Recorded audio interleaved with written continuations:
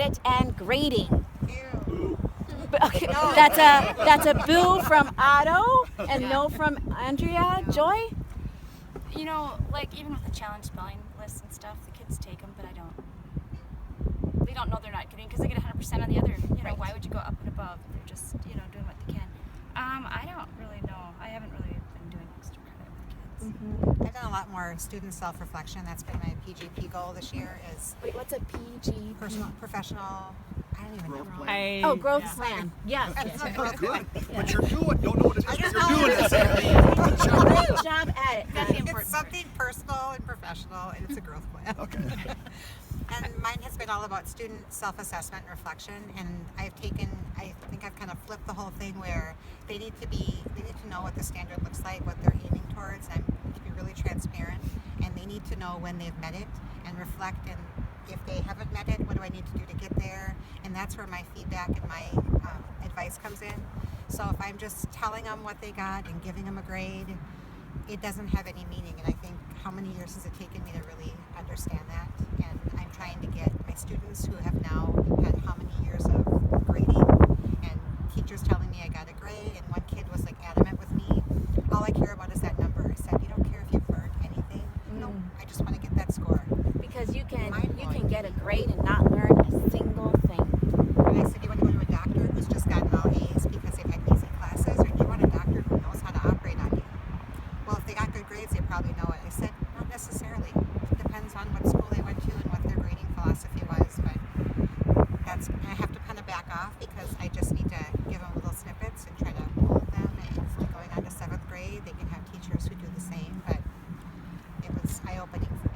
Well, I think it's hard because it's all about student engagement, and so I struggle teaching upper levels. If we don't have grading, it's so many of them, it would be a culture change, because they would then just be like, well, is this graded? Is this graded? And, if it's not graded, then I don't care.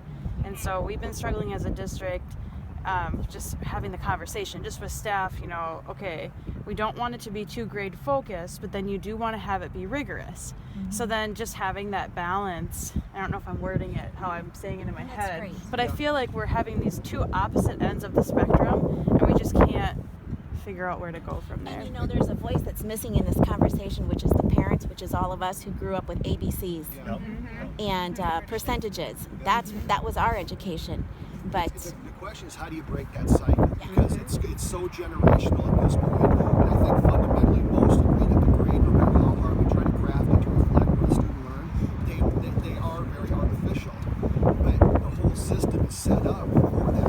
What we're finding interesting is, like, with our elementary kids, they're doing all standards-based grading in our elementary school.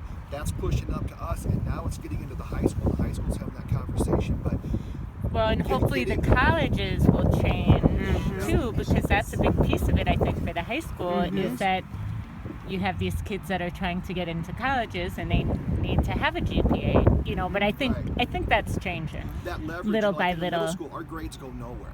I mean, they don't count for anything.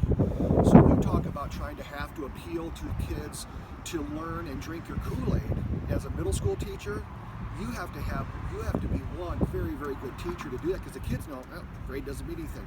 When you get to high school, you've got that grade leverage, and so, how do you?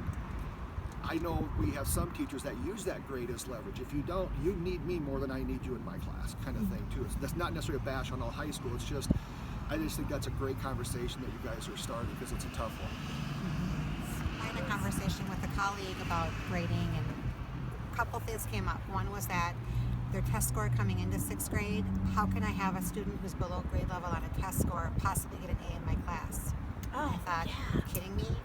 It's based on what they do now. And then I started talking, and she looked at me and said, it sounds like you're trying to change education itself. And I said, yeah, I am. Thank you for noticing. Yeah, because it's broken. we're all We need to make shakers. it right for kids, and it just kind of made me think, yeah, it's bigger than me, but I'm just one voice. I'm one person trying to do what I can. That's all I can do. I think one thing we have in common in this conversation, which I'd like to bring it back to, coffee solves nearly every problem, people. I just want you to know that now. Just have coffee with friends. And but we're all disruptors in this truck.